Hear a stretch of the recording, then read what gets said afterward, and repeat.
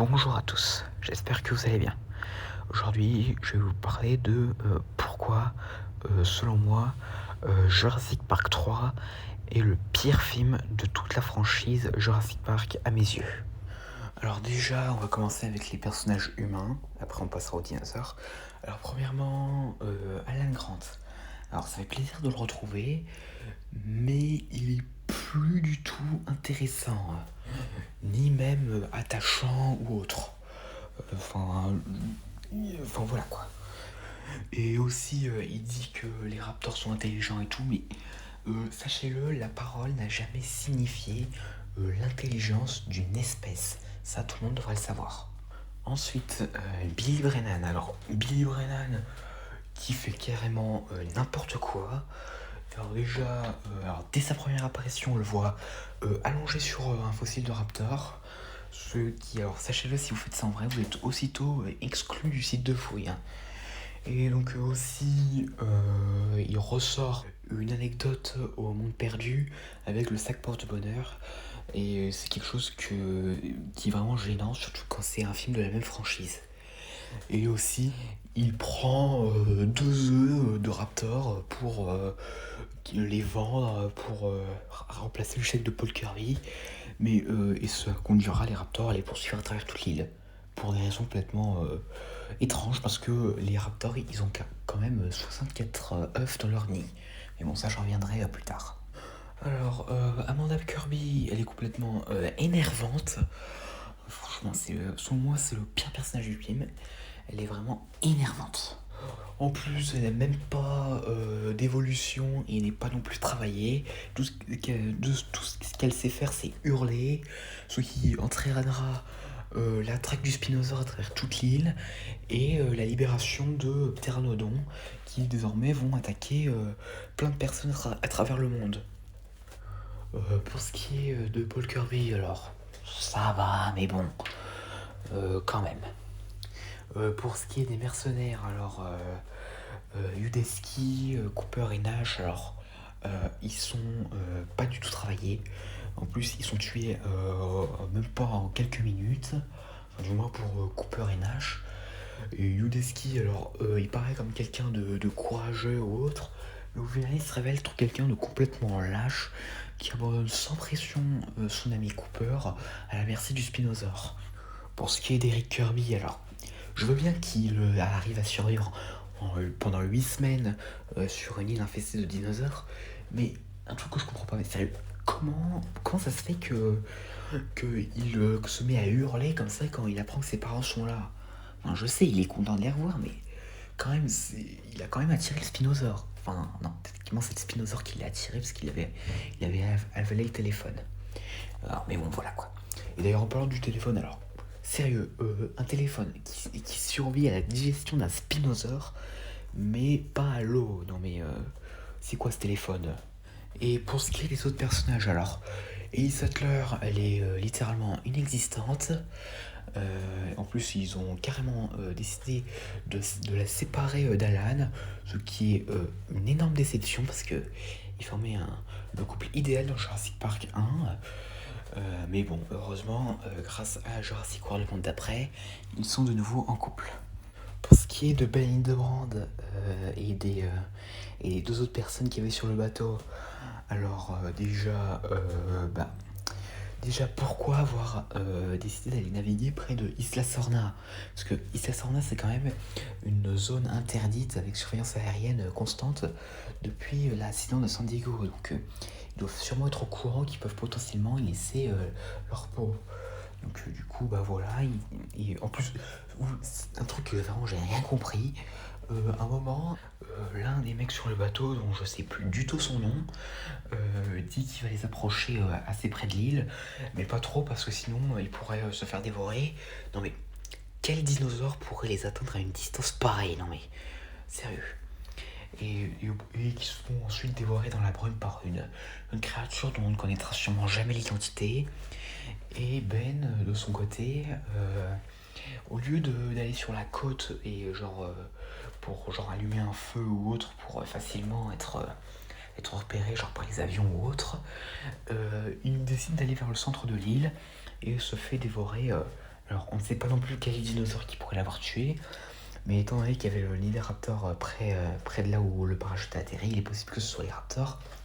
Mais le truc, si c'est les raptors, comment déjà le corps il s'est ensuite retrouvé coincé dans l'arbre, et ensuite comment Eric aurait fait pour leur échapper. Enfin voilà, je pense que vous avez compris. Donc maintenant, pour ce qui est des dinosaures. Alors, le T-Rex.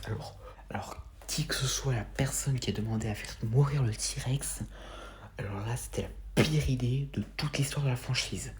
Merci en tout cas de ne pas avoir refait cette erreur dans les Jurassic World. Mais bref, alors très clairement, le T-Rex dans ce film, il ne sert à rien, à part à se faire tuer par le Spinosaure, juste pour montrer que le Spinosaure est capable de tuer de gros carnivores, et surtout de piquer la vedette au T-Rex.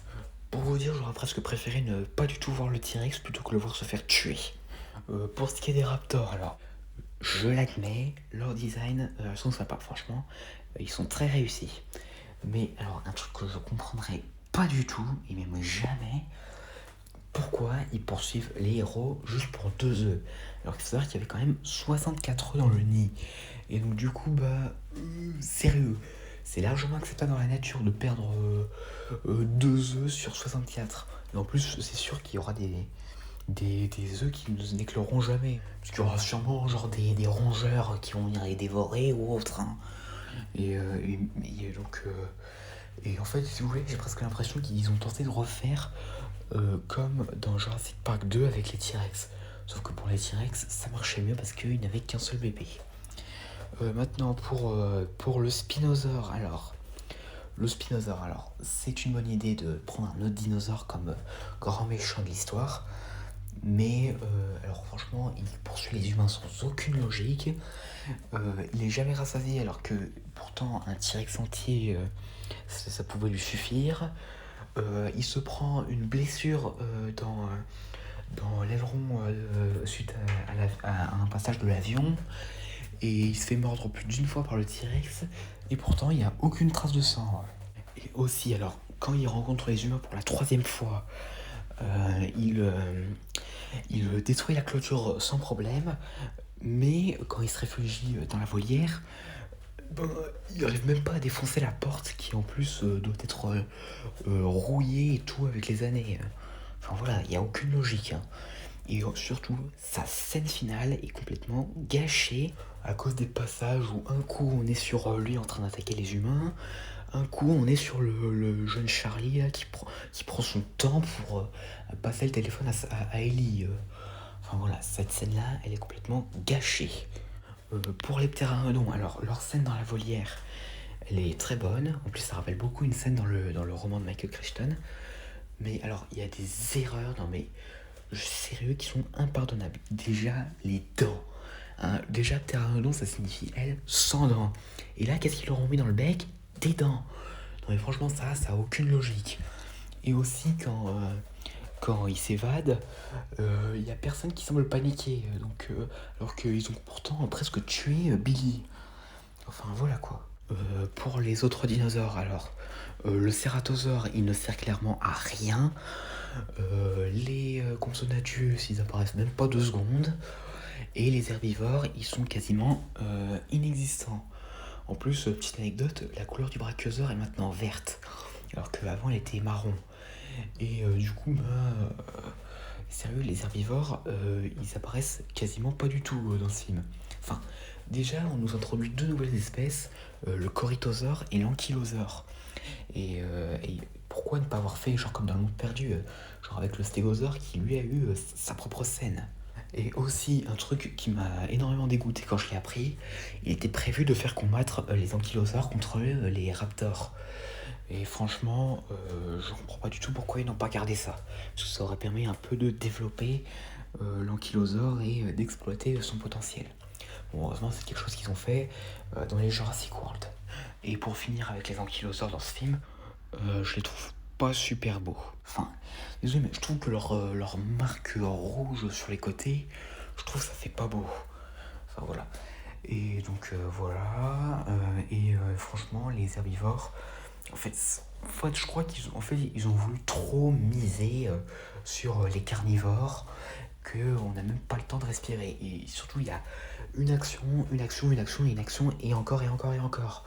Et on n'a même pas le temps de se reposer. Enfin voilà quoi, enfin voilà. Et donc du coup, en résumé, Jurassic Park 3, énorme déception. Et qui est facilement en toute dernière place dans mon classement. Et merci en tout cas de ne pas avoir reproduit toutes ces mêmes erreurs avec les Jurassic World. Et alors bien sûr, si vous avez le droit d'aimer ce film, et donc si vous l'avez aimé, aucun problème, hein. Si vous avez trouvé ce film divertissant ou autre, tant mieux, hein. En tout cas, j'espère que vous comprendrez pourquoi je suis beaucoup déçu de ce film.